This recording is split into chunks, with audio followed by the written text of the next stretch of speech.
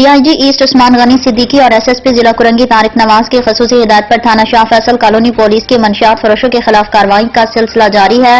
تھانہ Shah Faisal colony SHO inspector Gulzar Hussain Arain نے police team کے ہمراہ خفیہ اطلاع پر کارروائی منشیات فروش ملزم احمد علی ولد محمد خان کو گرفتار کر لیا۔ تھانہ Shah Faisal colony SHO inspector Gulzar Hussain Arain نے رائل نیوز TV کے چیف رپورٹر کراچی جاوید محمود ارائن کو بتایا ہے کہ منشیات فروش ملزم احمد علی ولد محمد خان کو خفیہ اطلاع پر گرفتار کیا۔ ملزم کے قبضے سے 11 پیکٹ ہیروئن بائٹ 9 گرام برآمد کر لی گئی۔